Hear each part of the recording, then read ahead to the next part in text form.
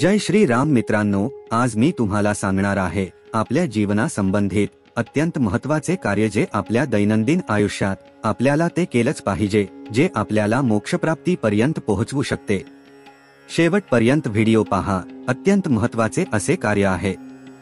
श्री गहिनीनाथ महाराज यांनी नवनाथ भक्तिसार या ग्रंथात सांगितले आहे, मनुष्य धर्माला कलियुगातील साधना करणे शक्य नाही, म्हणून त्यांनी असा मार्ग भक्तांना दाखवला आहे की नामस्मरणाने मनुष्य भगवंतापर्यंत पोहोचू शकतो, परंतु त्याची भक्ती, श्रद्धा आणि सेवा अगदी मनापासून व्हायला हवी आणि लोकांना विषयी मनात चांगली वागणूक, त्यासोबत ध्यानात मनात फक्त भगवंत जर असेल तर मनुष्याला भगवंतापर्यंत पोहोचण्यासाठी कोणीही बंधन घालू शकत नाही।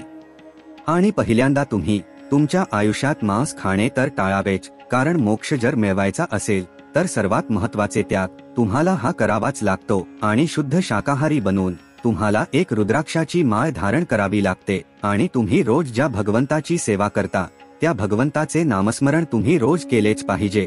रोज तुम्ही तुमच्या रुद्राक्षाच्या माळीवर 11 माळी जप करायला हवे।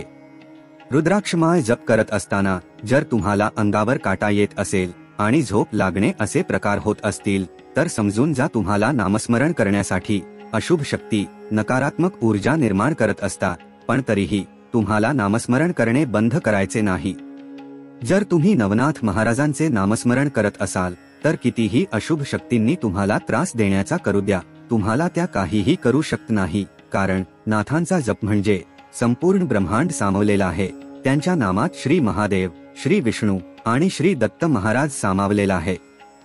जप करताना तुमचे मन इतर कोणत्याही विचारांविषयी भटकून देऊ नका। जेवढे तुमचे मन एकाग्र असेल तेवढे जप केल्याने फलदायी ठरतात आणि तुम्ही जेव्हा जप करता तेव्हा तुमच्यावर कोणी वाईट जादूचा प्रकार केला असेल तर तोही नष्ट होतो, परंतु नित्य नामस्मरण व्हायला हवे। कंटाळा केल्यास नाथ पण आपल्यासाठी कंटाळा करतात। नाथ संप्रदायातील सर्व नाथांनी सुद्धा नामस्मरण करूनच सर्व सिद्धी प्राप्त केल्या आहेत।